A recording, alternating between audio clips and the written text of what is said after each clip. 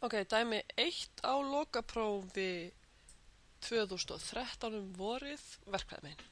Við ætlum að finna sumu raðarinnar þar sem n fyrir frá 2 upp í óendanlegt af e í n-1 deilt með 4 í enda. Og hér á maður að kveikja að þetta sé kvótaröð sem að mögulega geti umskrifað í einhver fasti sinum e deilt með 4 í enda sem að er minna neitt, þannig að þá fáum við einhverja endalega summu. Þetta er summa af þessari gerð. Ef við getum skrifað þetta á þessari típu hérna, eitthvað r í enda, þá fáum við 1 á móti 1 mínus r aðeins ef tölugildi af r er minna en 1. Og e deilt með 4 er sannarlega minna en 1. Alright, þannig að við ætlum að nota okkur þetta hér, þetta er kvótaröð. Nú, til þess að summan sé akkurat þetta, þá þarf n að byrja í einum og fara upp í óendalegt og hér þarf það r í enda. Ég ætla að byrja að breyta þannig að teljarinn minn byrji í 0. N þarf að byrja í 0 hérna og það standi r í enda. Alright. Gerum breytskipti.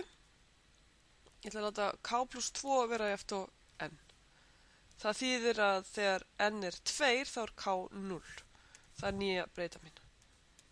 Nýji teljarinn minn. Þannig að k fer frá 0 og upp í óendalegt og þá hérna í staðan fyrir n skrifa ég e í veldinu k plus 2 minus 1 og hérna 4 í veldinu k plus 2. Ok, þannig að við erum búin að rétta teljarina. Þá er bara að einfalda þetta hérna. Það stendur summan sem byrjar í 0 og fer upp í óendalegt af e í veldinu k sinnum e í 2 minus 1, bara e, deilt með 4 í veldinu k sinnum 4 í öðru veldi. Veldareglur. Ok, þannig að ég get tekið hérna fastan e á móti 4 í öðru bara út fyrir svigan, hefur ekkert með teljaran minn að gera. Og svo segi ég k fyrir frá 0 upp í óendalegt, e deilt með 4 í veldinu k.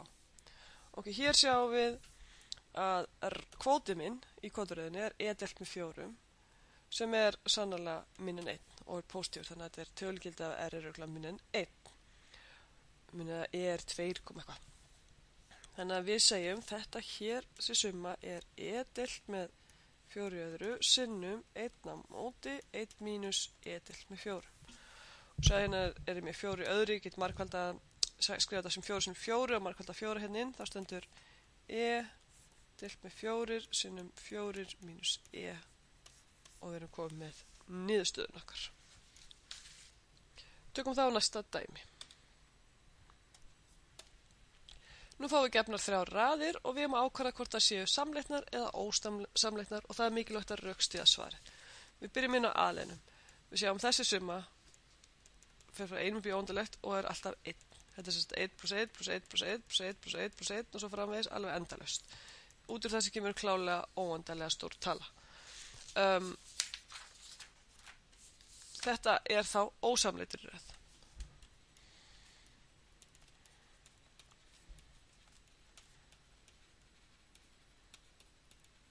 Nú, hér liggur þetta frekar ljóst fyrir og ég lagi að rökstu þetta svona, en önnur leiði var að segja ég tek markgildið þegar n stefnir á óendalegt af 1, þessum hérna, og það er 1 sem er ekki 0, svo samkvæmt 0 prófi er hún ósamleitin. Eða samkvæmt ósamleitni prófi.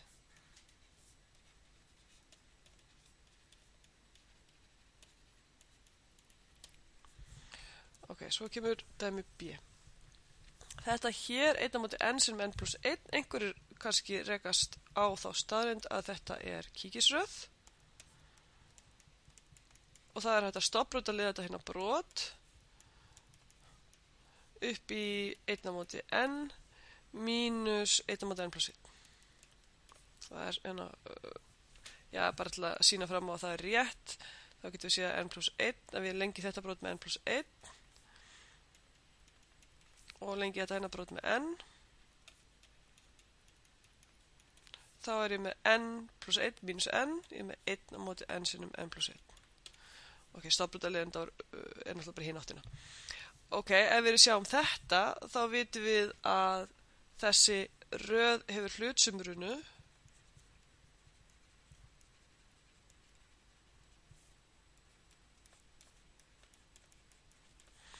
þar sem stökin eru frá 1 upp í n af 1 á móti k mínus 1 á móti k plus 1.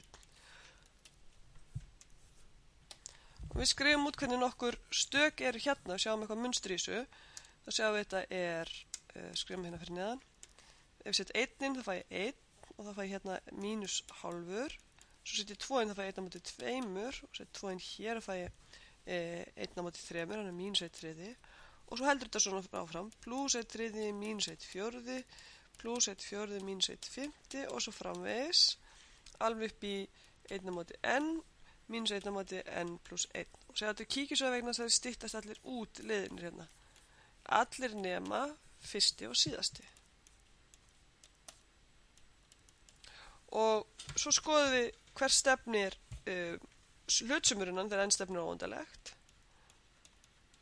Hún stefnir á 1 og þá veit ég að röðin mín stefnir líka á 1 með öðrum orðum röðin er samleitin.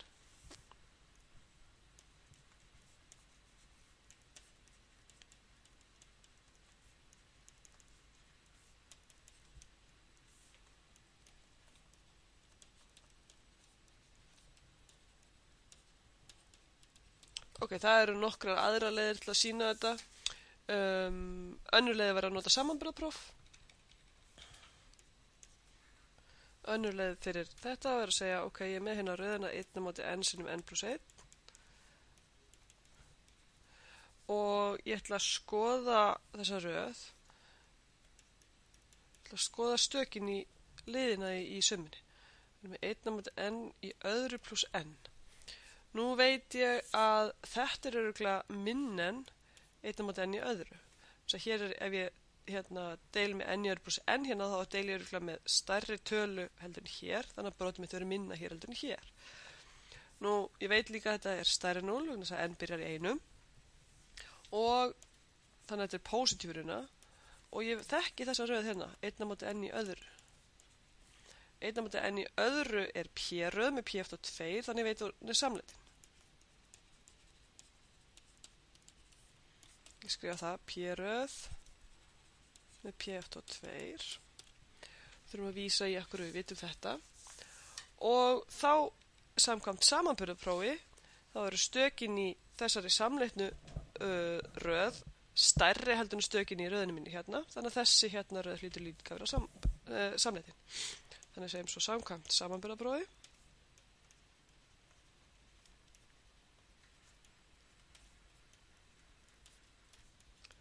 Er röði mín samleitin.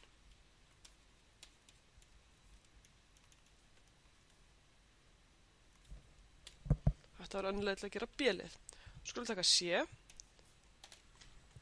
Þannig að fáum við röðina sem byrjar 1 og fer upp í óendalegt af 1 á móti 1 plus rótin af n.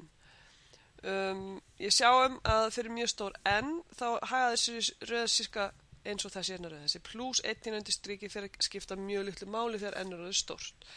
Það er samt ekki rétt að segja að þetta sé sama röðin. Þetta hérna er ekki rétt samasemmerki. En hún hagar sér eins, þannig að við getum notað þá röð vegna þess að við þekkjum hana. Svo að við þekkjum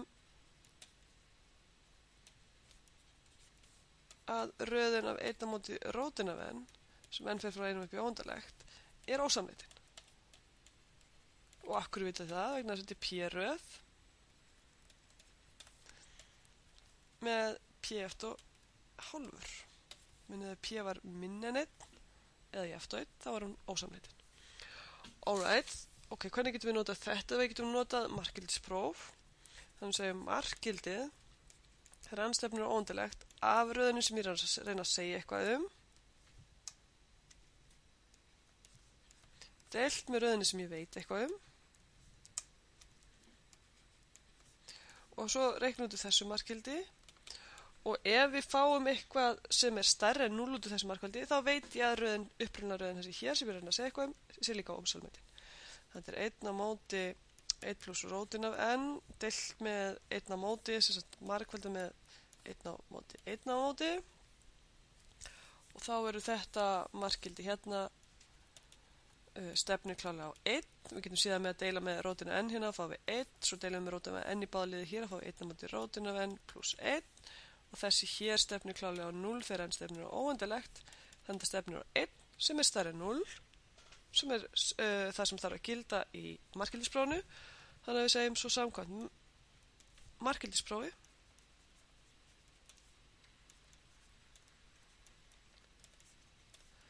er röðin okkar ósamleitin.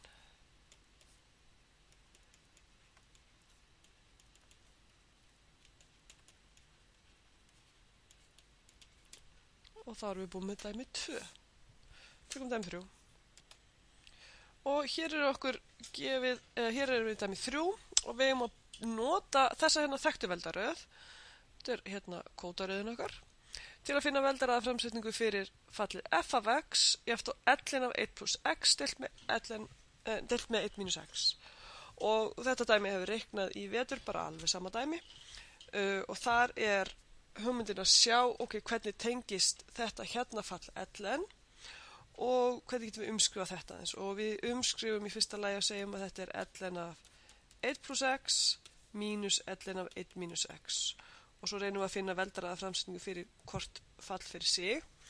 Og hvernig tengjast þessi fall? Jú, ef ég heilda þetta hérna fall, þá fæ ég ellin af 1 minus x í mínusendar, þá get ég bara heilda báðum megin við jafnaðarmerki hérna. Þá er komið veldaraðaframsetningu fyrir ellin af 1 minus x. Þannig ég segi hérna, ég er með fallið mitt.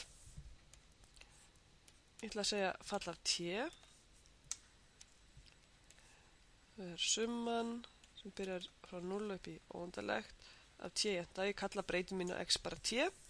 Og svo segi ég ætla að heilda frá 0 upp í x með til t ætla ég að heilda.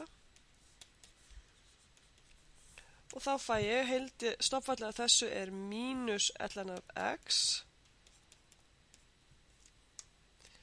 mínus ellin af 1 mínus t, meina ég.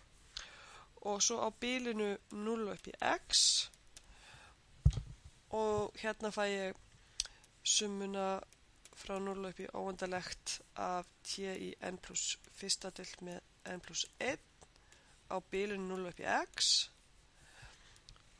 Þetta er jafngilt. Og séðan ef við setjum inn mörkinina fæ ég mínus ellin af 1 mínus x mínus 0 er jafnt á summan sem n fer frá 0 upp í óendalegt af x í n plus fyrsta deilt með n plus 1 mínus það sem set 0 inn fyrir t og það er 0. Og sjáðu við erum vön ofta að stökkva beint í þetta skref, tökum ekki milliskrefið. Og ég er kannski einhver að spá hérna í mínusinn, hugsa ég að við myndi diffra þetta hérna fall. Ef við diffra þetta hérna fall þá fæ ég 1 á móti 1 mínus x sinnum, mínusinn stendur bara, sinnum innra falli diffrað sem er mínus 1. Þannig að þetta er akkurat 1 á móti 1 mínus x að ég myndi diffra þetta. Þannig að nú er ég komið með veldaraðaframsetningu, sem ég þarf bara að margfalda með mínus 1 báðum megin, þá komið veldaraðaframsetningu fyrir þetta fall. Út frá því er auðvelt að finna veldaraðaframsetningu fyrir þetta hérna fall. Þannig að við segjum í fyrsta lagi ellin af 1 mínus x er jafnt og mínus summan sem fer frá 0 upp í óendalegt. Það er svo aðskila bara hérna. Af x í n plus fyrsta deilt með n plus 1. Einn mikilvæga punktur er á hvað bili gildir þetta, fyrir hvað x gildir þetta og þegar við heldum þá breytist ekki samleitnibilið. Þannig að við erum ennþá með að þessi veldaröð gildir á bilinu mínus 1 til 1. Svo læti ég hérna í þessari röð læti ég mínus x verið eftir t. Gerir það í breytiskipti. Þá stendur ellin af 1 plus t er eftir mínus summan sem byrjar 0 fyrir bjóðandalegt af mínus t í staðan fyrir x er í mínus t í n plus fyrsta deilt með n plus 1. Og þess að hér er komið veldaraðaframsetningu fyrir ellin af 1 plus t eða ellin af 1 plus x ef við kallum breytuna það. Þannig að ég set það inn í þetta hér.